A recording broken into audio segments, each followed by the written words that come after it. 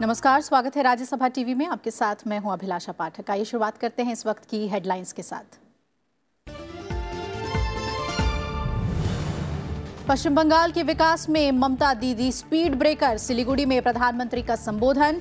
Kolkata rally में कहा, बंगाल को परिवारवाद से दिलाना होगा मुक्ति। अरुणाचल प्रदेश के पासीघाट की रैली में प्रधानमंत्री नरेंद्र मोदी ने कांग्रेस के घोषणा पत्र में देशद्रोह का कानून खत्म करने को लेकर साधा निशाना।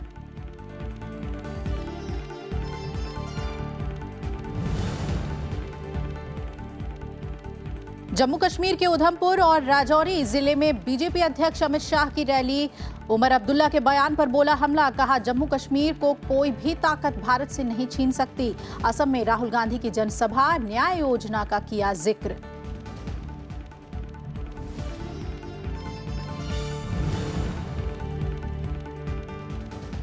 बीजेपी ने जारी की लोकसभा उम्मीदवारों की एक और लिस्ट। मुंबई नॉर्थ ईस्ट से भाजपा के मौजूदा सांसद किरीट सोमैया की जगह मनोज कोटक को मिला टिकट। आजमगढ़ सीट से भोजपुरी सुपरस्टार दिनेश लाल यादव निरहुआ को टिकट। रायबरेली से सोनिया गांधी के खिलाफ दिनेश प्रताप सिंह बने उम्मीदवार। कांग्रेस ने भी पश्चिम बंगाल के 4 लोकसभा सीटों के लिए प्रत्याशियों की सूची की जारी।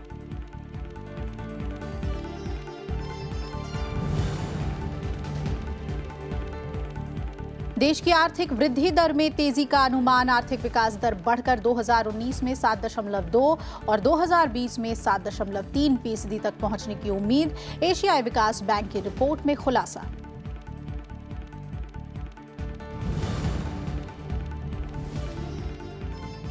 और राज्यसभा दिवस पर सभापति एम वेंकैया नायडू और उपसभापति हरिवंश ने दी शुभकामनाएं। स्थायी सदन को बताया लोकतंत्र का सजग प्रहरी। राज्यसभा सांसदों से जन आकांक्षाओं के मुताबिक जिम्मेदारी निभाने की अपील। 1952 में आज ही के दिन उच्च सदन का हुआ था गठन।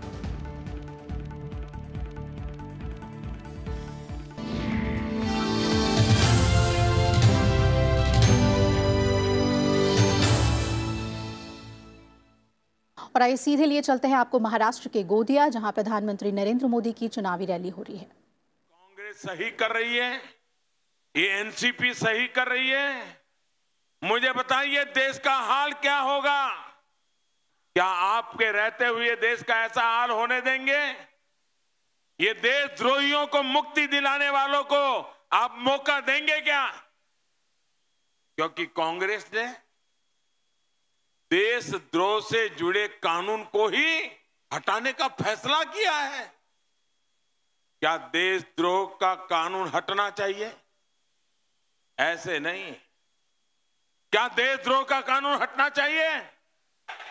मेरी माताएं बहनें बहुत बड़ी संख्या में यहां बैठी है, बताइए देशद्रोह का कानून हटना चाहिए? भारत को तोड़ने की कोशिश करने वालों को खुला लाइसेंस मिलना चाहिए क्या? हजारों जवानों के बलिदान का अपमान करने वाली कांग्रेस और उसके साथी एनसीपी को सजा मिलनी चाहिए कि नहीं मिलनी चाहिए? मैं तो देश के रक्षा मंत्री रहे श्रीमान शरद पवार जी से पूछना चाहता हूं, क्या वो कांग्रेस के ढकोसला पत्र से सहमत है क्या? अरे आप तो रक्षा मंत्री रहे हैं। अरे आपका जन्म छत्रपति शिवाजी महाराज की धरती पे हुआ है। क्या मुंह पे ताले लगा के बैठ गए हो? इतनी क्या कारण है? कांग्रेस के इन पापों को ढो रहे हो, मुझे समझ नहीं आ रहा है। क्या वो देश की सेना को, देश के सुरक्षा बलों को कमजोर करने के कांग्रेस के फैसले से सहमत है?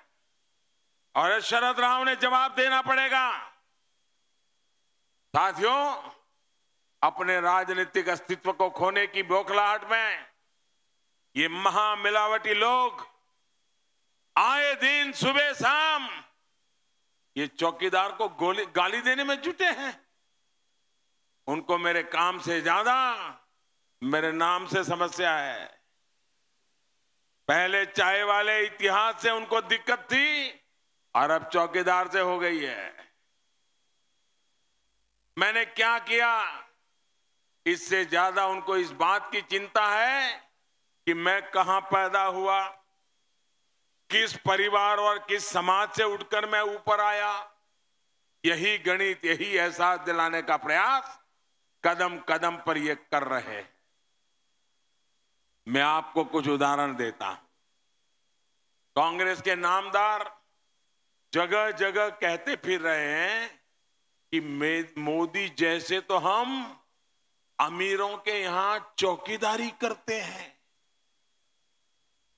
क्या ये शब्द शोभा देते हैं क्या? कांग्रेस के एक राग दरबारी मुझे शौचालय का चौकीदार बोल रहे हैं। शरद पवार जी की पार्टी के नेता चौकीदार को जाहिल बता रहे हैं। तो प्रधानमंत्री की चुनावी रैली आप सुन रहे थे, जिसमें उन्होंने देशद्रोह कानून को खत्म करने के कांग्रेस के जो बात उन्होंने कही है मैनिफेस्टो में, उसको लेकर कांग्रेस को आड़े हाथों लिया। और इससे पहले उन्होंने पश्चिम बंगाल के सिलीगुड़ी और अरुणाचल प्रदेश के पासीघाट में भी इस मसले को पुरजोर तरीके से उठाया। इधर बीजेपी अध्यक्ष अमित शाह ने जम्मू कश्मीर के उधमपुर और राजौरी जिले में 2 रैलियों को संबोधित किया। उमर अब्दुल्ला के बयान पर हमला करते हुए उधमपुर में अमित शाह ने कहा कि जम्मू कश्मीर को कोई भी ताकत भारत से नहीं छीन सकती। मित्रों, अभी मैंने देखा ये उमर अब्दुल्ला जी, उनको तो सब विरासत में मिला। वो कहने लगे कि मोदी 35 को मत छूइए, वरना जम्मू कश्मीर में एक और प्रधानमंत्री बनाना पड़ेगा। क्यों भाई, आप बना दोगे क्या? आप बना दोगे और आप बनाओगे और हम बैठे रहेंगे? उमर अब्दुल्ला कान खोलकर सुन लो, भारतीय जनता पार्टी की सरकार है। अरे अगर हम विपक्ष में भी है ना, तो जम्मू कश्मीर को हिंदुस्तान से कोई अलग नहीं कर सकता। हमारी जान को और इससे पहले बीजेपी अध्यक्ष अमित शाह ने उत्तराखंड के उत्तरकाशी में भी रैली को संबोधित किया। उन्होंने कहा कि उत्तराखंड में पहले घोटालों की चर्चा होती थी, लेकिन आज विकास की चर्चा होती है। यहाँ सरकारें ढीली डाली बनी, कांग्रेस की बनी, अस्थिर टाइप की बनी। जब इस बार उत्तराखंड के अंदर चुनाव आया, तब हमने कहा था कि अटल जी ने उत्तराखंड को बनाया है, मोदी जी उत्तराखंड को संवारेंगे, आप हमें एक डबल इंजन सरकार दे दो। उधर पीडीपी अध्यक्ष और पूर्व मुख्यमंत्री महबूबा मुफ्ती ने आज अनंतनाग लोकसभा सीट से अपना नामांकन पत्र भरा। महबूबा मुफ्ती ने कहा कि यदि जम्मू कश्मीर के भारत में विलय के लिए नियमों और शर्तों में बदलाव किए जाएं, तो राज्य का इस देश के साथ संबंध समाप्त हो जाएंगे। 2020 डेडलाइन होगी एब्रोगेशन ऑफ आर्टिकल 35 पे। जम्मू कश्मीर की भी डेडलाइन होगी पूरे मुल्क को, कि जो हमारा एक्सेशन है, जिन शर्तों पे अगर उन शर्तों को खत्म करते हैं तो जम्मू कश्मीर का रिश्ता भी मुल्क के साथ खत्म हो जाएगा। What about कांग्रेस मैनिफेस्टो, जिसमें कहा गया था अफसपा में? जो कांग्रेस का मैनिफेस्टो है वो बिल्कुल वही है जो मुफ्ती साहब ने एजेंडा ऑफ अलायंस में बीजेपी के साथ रखा था। 370 पे स्टेटस को, एसपा का रिवोकेशन, बातचीत करना, सिविलियन एरिया से आर्मी निकालना, वो लफ्ज ब लफ्ज वही है जो पीडीपी कहती है। शुक्रिया। तो बीजेपी ने कश्मीर की मुख्य धारा वाली पार्टियों के अनुच्छेद 370 और 35A खत्म होने पर भारत के साथ जम्मू और कश्मीर का विलय समाप्त होने को बचकाना बयान बताया है। बीजेपी नेता और वित्त मंत्री अरुण जेटली ने कहा कि भारत के संविधान में किसी भी प्रक्रिया से देश से कोई हिस्सा अलग नहीं हो सकता। ये पूरे देश पर लागू होता है। जम्मू और कश्मीर का विलय भी आज़ादी के समय दूसरी रियासतों की तरह ही किया गया था। 35A को बाद में जोड़ा गया। जब आजादी मिली तो 35A की कल्पना नहीं थी। जब संविधान आया तो 35A की कल्पना नहीं थी। जब शेख साहब को हटाया गया 1953 में और बख्शी गुलाम मोहम्मद मुख्यमंत्री बने तो 35A की कोई कल्पना नहीं थी। तो 35A तो 1954 में आया। तो 1954 में आया हुआ प्रावधान 1947 के अक्टूबर के एक्सेशन में कैसे प्री कंडीशन बन सकता है? कांग्रेस के घोषणा पत्र को लेकर बीजेपी ने एक बार फिर से हमला बोल दिया है। रक्षा मंत्री निर्मला सीतारमण ने आफ्स्पा को लेकर कहा है कि कांग्रेस के घोषणा पत्र में जो आफ्स्पा कानून में समीक्षा की बात कही गई है, ये सुरक्षा बलों के मनोबल को तोड़ेगा। कानून इसका अमेंडमेंट करो, इसका नतीजा I feel will be several times terrorist friendly people can also claim every such arrest that it was accompanied by sexual harassment or torture. लिखने वाले कंप्लेंट लिखने के समय ये सब जोड़ेंगे क्योंकि उससे उनको राहत मिल सकता है। ऐसे अमेंडमेंट से किसको आप मदद करने वाले हो? Is this right? Is this right in a situation where the armed forces of this country is fighting with their lives to protect this nation from those people who have come in and who are playing like locals sometimes? पश्चिम बंगाल की मुख्यमंत्री ममता बनर्जी ने राज्य कूच बिहार में rally की और उन्होंने प्रधानमंत्री के आरोपों को नकारते हुए अपनी सरकार की उपलब्धियां गिनाई। ममता बनर्जी ने कहा कि केंद्र सरकार ने राज्य को कई योजनाओं को बेहतर तरीके से लागू करने के लिए पुरस्कार दिया। ऐसे में वो राज्य के मुख्यमंत्री को स्पीड ब्रेकर कैसे कह सकते हैं? उधर टीडीपी अध्यक्ष और आंध्र प्रदेश के मुख्यमंत्री चंद्रबाबू नायडू ने नेल्लौर समेत कई जगहों पर चुनावी रैलियां की। उन्होंने यहां अपने सरकार की उपलब्धियां गिनाई।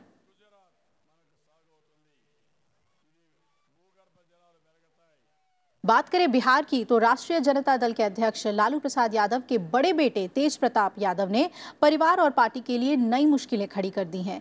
पहले तो उन्होंने अपनी पार्टी से अलग जाकर लालू राबड़ी मोर्चा के गठन का ऐलान कर दिया और अब उन्होंने अपने छोटे भाई और बिहार में विपक्ष के नेता तेजस्वी यादव को 2 दिन का अल्टीमेटम दे दिया है।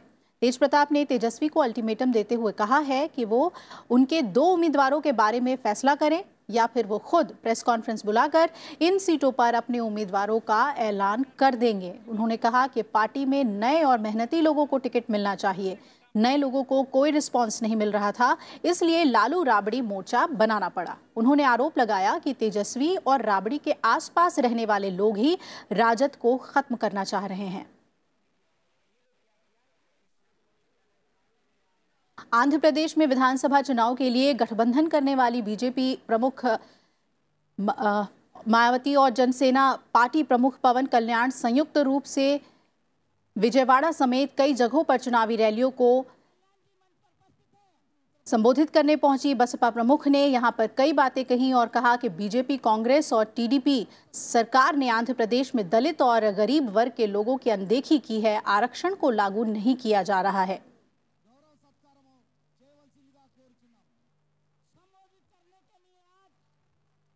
आपके आंध्र प्रदेश सहित पूरे देश में अभी भी यहाँ दलितों, आदिवासियों व अन्य पिछड़े वर्गों का सरकारी नौकरियों में आरक्षण का कोटा पूरा नहीं किया गया है।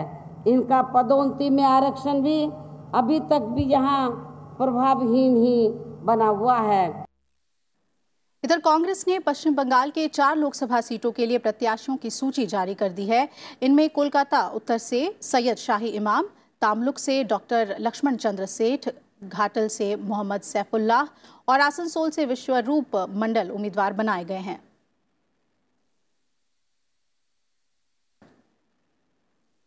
कांग्रेस अध्यक्ष राहुल गांधी ने असम के बोकाखाट में एक जनसभा को संबोधित किया। राहुल गांधी ने कहा कि हिंदुस्तान के 20% सबसे गरीब लोगों को कांग्रेस पार्टी 5 साल में 3,60,000 रुपए गारंटी करके बैंक अकाउंट में डाल देगी। हिंदुस्तान के 20% लोग महीने के 12,000 रुपए से कम कमाते हैं। जैसे ही हमारी सरकार बनेगी, हम इन सब लोगों के नाम एक लिस्ट में डालेंगे। इन सब परिवारों के नाम, चाहे वो किसी भी धर्म के हो, किसी भी प्रदेश के हो, किसी भी जात के हो, किसी भी सोच के हो, बस हिंदुस्तानी हूँ। भारतीय जनता पार्टी ने लोकसभा चुनाव के लिए 6 और उम्मीदवारों की सूची जारी कर दी है। बीजेपी ने मुंबई नॉर्थ ईस्ट से भाजपा के मौजूदा सांसद किरीट सोमैया का टिकट काट दिया है। बीजेपी ने किरीट सोमैया की जगह मनोज कोटक को इस बार मैदान में उतारा है। रायबरेली से बीजेपी ने यूपीए अध्यक्ष सोनिया गांधी के खिलाफ दिनेश प्रताप सिंह को उम्मीदवार बनाया है। वहीं मैनपुरी सीट पर समाजवादी पार्टी के दिग्गज मुलायम सिंह यादव के खिलाफ प्रेम सिंह शाक्य को उतारा गया है। इसके अलावा आजमगढ़ सीट से भोजपुरी सुपरस्टार दिनेश लाल यादव निरहुआ को टिकट दिया गया है। इस सीट से समाजवादी पार्टी के अध्यक्ष अखिलेश सिंह यादव चुनाव लड़ रहे हैं। बीजेपी ने समाजवादी पार्टी के उत्तर प्रदेश के पूर्व मंत्री और विधायक को अपने पाले में ले लिया है। रामसकल गुर्जर और फतेहाबाद के पूर्व विधायक राजेंद्र सिंह ने बीजेपी की सदस्यता ग्रहण की। केंद्रीय रेल मंत्री पीयूष गोयल ने दोनों नेताओं को बीजेपी की सदस्यता ग्रहण करवाई। आरएलएसपी के नेता शिवराज सिंह भी बीजेपी में शामिल हो गए हैं। पार्टी में शामिल नेताओं ने बीजेपी के राष्ट्रीय अध्यक्ष अमित शाह से दिल्ली में मुलाकात भी की थी।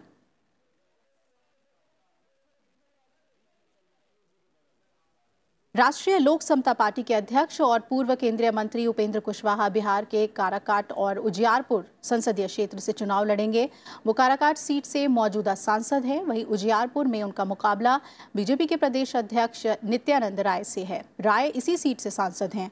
कुशवाहा की पार्टी एनडीए से अलग होकर महागठबंधन में शामिल हुई है।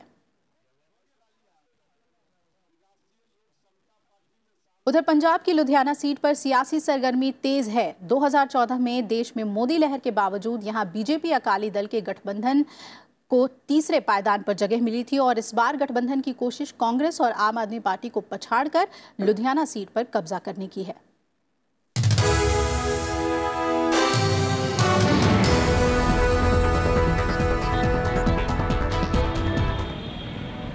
देश भर में अपने कपड़ा उद्योग के लिए मशहूर और भारत का मैनचेस्टर कहे जाने वाला लुधियाना पंजाब का एक बड़ा शहर है। कपड़ों पर कारीगरी के साथ इन दिनों यहाँ की सियासत भी तेज हो गई है। कांग्रेस ने इस सीट पर 2014 में जीत हासिल की थी। लुधियाना में पिछले 2 लोकसभा चुनाव जीत चुकी कांग्रेस यहाँ पर हैट्रिक लगाने की कोशिश में है। लुधियाना में हमारे जो मेंबर पार्लियामेंट रमनीत सिंह बिट्टू रहे, ये एक बड़े ज़मीनी स्तर के नरम स्वभाव के व्यक्ति है। इनके दादाजी बेन सिंह जी पंजाब के मुख्यमंत्री रहे।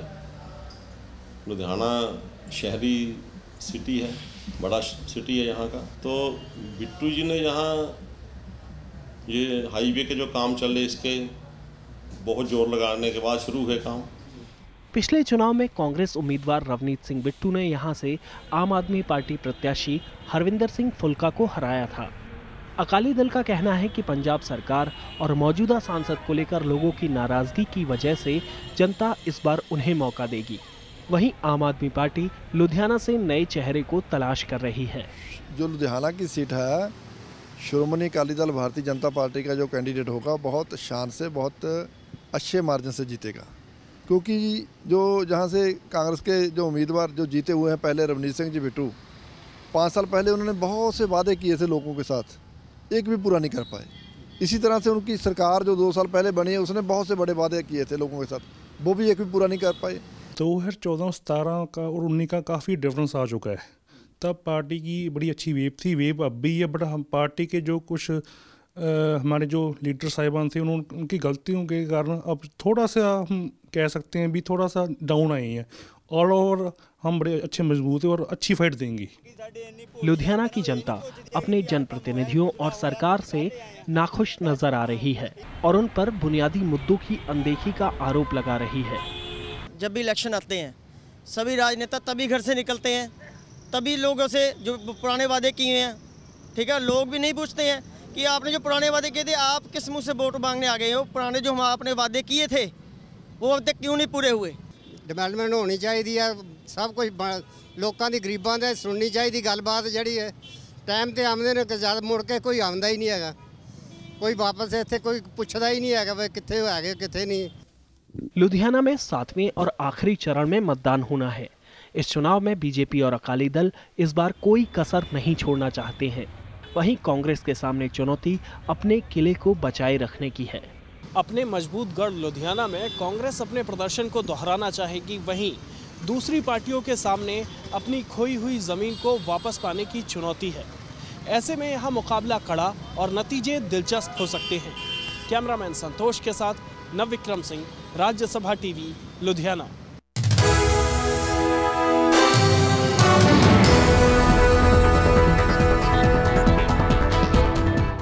उपराष्ट्रपति एम वेंकैया नायडू ने आज इग्नू के 32वें दीक्षांत समारोह में शिरकत की।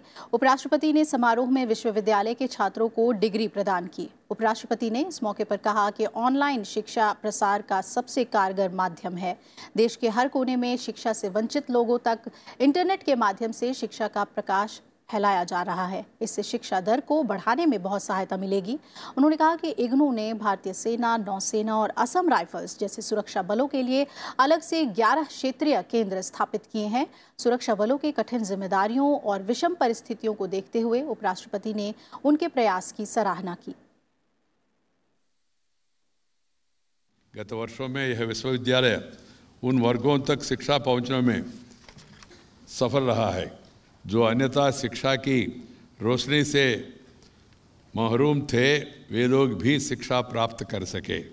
जो शिक्षा संस्थाओं में नियमित पढ़ाई कर सकने में असमर्थ थे, अपने विद्या और विद्यार्थी के बीच की दूरी मिटाकर सचमुच समाज की सेवा की है। अपने संचार की आधुनिक तकनीक का प्रयोग शिक्षा को सुदूर क्षेत्रों में प्रसारित करने में बखूबी किया है।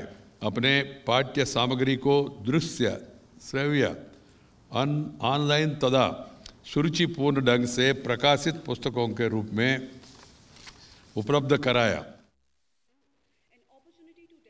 उसके बाद उपराष्ट्रपति आज ग्रिड टेक 2019 के उद्घाटन समारोह में भी शामिल हुए। उपराष्ट्रपति ने कहा कि अंतर्राष्ट्रीय कॉन्फ्रेंस और प्रदर्शनी विद्युत क्षेत्र के विशेषज्ञों और अनुसंधानकर्ताओं को विद्युत क्षेत्र के समक्ष चुनौतियों के पर्यावरण सम्मत समाधान खोजने का अवसर देगी। उन्होंने कहा कि भारत ने कार्बन रहित ऊर्जा उत्पादन का संकल्प लिया है। इस दिशा में 2022 तक गैर परंपरागत नवीन ऊर्जा स्रोतों से 175 विद्युत उत्पादन का लक्ष्य रखा गया है, जिसमें से 100 गीगावाट सौर ऊर्जा से, 60 गीगावाट पवन ऊर्जा से और 15 गीगावाट अन्य गैर परंपरागत स्रोतों से जोड़े जाएंगे।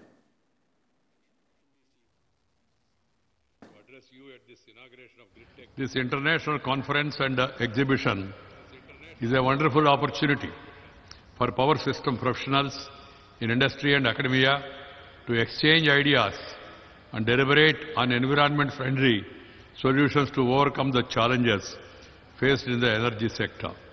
Not only that, I have gone through the topics for discussion, and also some of the important people, they're all going to present some papers and also speak on important issues. This is really very useful because the power sector is a key element for the growth of the country. Two things are important. One is connectivity, other is power.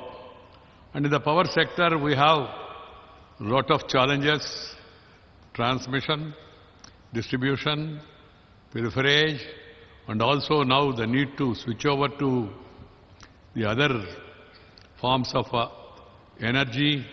These are all challenges before us.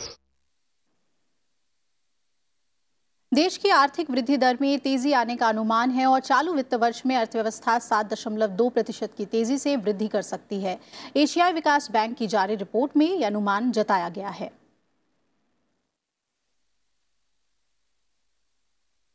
Report में कहा गया है कि नीतिगत दर में कटौती और किसानों को सरकार से आय समर्थन मिलने के कारण घरेलू मांग में तेजी आएगी, जिससे देश की आर्थिक वृद्धि दर बढ़कर 2019 में 7.20% और 2020 में 7.3% पर पहुंच जाएगी। एडीबी ने दक्षिण पूर्वी एशिया के बारे में कहा कि क्षेत्र इस साल और अगले साल करीब 5% की दर से वृद्धि करेगा। आज राज्यसभा दिवस है। आज ही के दिन 1952 में राज्यसभा का गठन किया गया था। इस मौके पर सभापति एम वेंकैया नायडू ने उच्च सदन के सदस्यों, अधिकारियों और कर्मचारियों को शुभकामनाएं दी हैं। उन्होंने फेसबुक पोस्ट में लिखा कि काउंसिल ऑफ स्टेट्स यानी राज्यसभा देश के संघीय ढांचे का प्रतिनिधित्व काउंसिल ऑफ स्टेट्स यानी राज्यसभा देश के संघीय ढांचे का प्रतिनिधित्व करता है। वरिष्ठों और विशेषज्ञों के सदन राज्यसभा को देश की उच्चतम प्रतिनिधि संस्था, हमारी संसद के उच्च सदन के रूप में जाना जाता है। ये स्थायी सदन सदैव हमारे लोकतंत्र का सजग प्रहरी है। जनता अपने प्रतिनिधियों से उम्मीद रखती है कि गंभीर, गरिमामय और सार्थक संवाद के जरिए देश के सामने गंभीर मुद्दों का समाधान निकाले। सदन में साझा विमर्श के माध्यम से सरकार का मार्गदर्शन करे। देशवासियों की आशाओं और अपेक्षाओं की कसौटी पर खरे उतरना ही इस महान सदन की सार्थकता है। उन्होंने भरोसा जताया कि राज्यसभा के माननीय सदस्य जन अपेक्षाओं के अनुरूप अपने उत्तरदायित्व को निर्वहन करेंगे। गरिमामय संवाद से जन विमर्श के अनुकरणीय मानदंड स्थापित करेंगे। राज्यसभा की संसद की 2 सदनीय व्यवस्था में अपनी खास जगह है और इसका महत्व भी है। 3 अप्रैल 1952 को राज्यसभा की स्थापना के बाद से आज तक इस दिन को राज्यसभा दिवस के तौर पर मनाया जाता है। राज्यसभा के उपसभापति हरिवंश ने बधाई देते हुए संसद में लगातार अवरोध पर चिंता जताई है। संसद का ऊपरी सदन राज्यसभा यानी जनता द्वारा सीधे चुने गए प्रतिनिधियों के विपरीत ये सदन देश के राज्यों का प्रतिनिधित्व करता है। इस सदन की अपनी खास विशेषताएं हैं। उनमें प्रमुख ये कि राज्यसभा निरंतर जारी रहने वाला सदन है और ये कभी विघटित नहीं होता। राज्यसभा दिवस पर उपसभापति हरिवंश ने बधाई देते हुए कहा कि संसद में अवरोध चिंता का विषय है। उन्होंने कहा कि राज्यसभा यानी उच्च सदन में अवरोध के मुद्दे पर जनता को अपने प्रतिनिधियों से सवाल पूछना चाहिए। अनुशासन के बिना मर्यादा के कोई देश आगे नहीं जा सकता। यह देश संस्कृतियों, भाषाओं, परिवेश का देश है। हम सबको मिलकर साथ चलना, और पार्लियामेंट्री डेमोक्रेसी से बेहतर कोई डेमोक्रेसी नहीं हो सकती, कोई व्यवस्था नहीं हो सकती। कैसे राजतंत्र से हम यहाँ तक आज पहुँचे हैं, ह्यूमन जर्नी में, मानव यात्रा में, इससे बेस्ट कोई और व्यवस्था नहीं हो सकती। लेकिन उसको हम चलने ना दें तो आप समझ सकते हैं कि इससे एक गहरी निराशा पैदा होगी जो हम अन्याय करेंगे अपनी आने वाली पीढ़ियों के साथ। हमें इस पर गौर करना चाहिए और राज्यसभा दिवस तो इसके लिए खास तौर से ये सेल्फ इंट्रोस्पेक्शन का डे होना चाहिए। और इससे बढ़िया बात क्या हो सकती है कि देश में चुनाव हो रहा है, चुनाव में लोगों को इस बहस का यह मुद्दा भी बनाना चाहिए कि हमारे जो संस्थाएं हैं, सदन है, चाहे वो लोकसभा हो और राज्यसभा, कैसे वो इफेक्टिवली मर्यादित ढंग से चले, वो डिसरप्शन का केंद्र न बने। राज्यों के प्रतिनिधित्व वाले इस सदन को कुछ खास शक्तियां हासिल हैं। संघ और राज्य सूचियां परस्पर अपवर्जित हैं, यानी कोई भी एक दूसरे के क्षेत्र में रखे गए विषय पर कानून नहीं बना सकता। लेकिन उच्च सदन के पास इस मामले में खास शक्तियां हैं। राज्यसभा चाहे तो सदन में मौजूद और मत देने वाले सदस्यों में से कम 2/3 सदस्य बहुमत से संकल्प पारित करके राज्य सूची के विषय पर कानून बना सकते हैं। इसके अलावा संघ और राज्यों के लिए सम्मिलित एक या ज्यादा अखिल भारतीय सेवाओं जैसे IAS, IPS, IFS जैसी सेवाओं का सृजन भी राज्यसभा कर सकती है। सबसे अहम ये कि आपातकाल की स्थिति हो और अगर लोकसभा विघटित हो चुकी हो तो राज्यसभा से इस स्थिति में इस उद्घोषणा का अनुमोदन कराया जा सकता है। राज्यसभा को कुछ विशेष अधिकार दिए गए हैं, जिनमें से एक अधिकार यह है कि 2/3 मेजॉरिटी से जो राज्य से संबंधित विषय हैं उन पर भी वो कानून बना सकते हैं। इसी तरह से कोई भी ऑल इंडिया सर्विस का अगर गठन किया जाना है तो वो अधिकार राज्यसभा के पास है। इसके अलावा जब लोकसभा अगर डिसॉल्व हो और उस समय अगर कोई स्पेशल हमें प्राविधान लाना है, स्पेशल प्रोक्लेमेशन करने हैं और इमरजेंसी की स्थिति में, ऐसी स्थितियों में भी राज्यसभा को विशेष अधिकार कॉन्स्टिट्यूशन के अंतर्गत दिए गए। जन प्रतिनिधित्व अधिनियम के तहत राज्यसभा का गठन 3 अप्रैल 1952 को हुआ। इसकी पहली बैठक 13 मई 1952 में हुई थी। और इसकी अध्यक्षता तत्कालीन उपराष्ट्रपति और सभापति डॉक्टर सर्वपल्ली राधाकृष्णन ने की थी। 23 अगस्त 1954 को सभापति ने सदन में घोषणा की कि काउंसिल ऑफ स्टेट्स को अब राज्यसभा के नाम से जाना जाएगा। संविधान के अनुच्छेद 80 में राज्यसभा के सदस्यों की अधिकतम संख्या 250 तय की गई है, जिनमें से 12 सदस्य राष्ट्रपति नाम निर्देशित करते हैं। पंचानन मिश्रा, राज्यसभा टीवी। इसी के साथ इस बुलेटिन में फिलहाल इतना ही। जुड़े रहिए राज्यसभा टीवी के साथ। नमस्कार।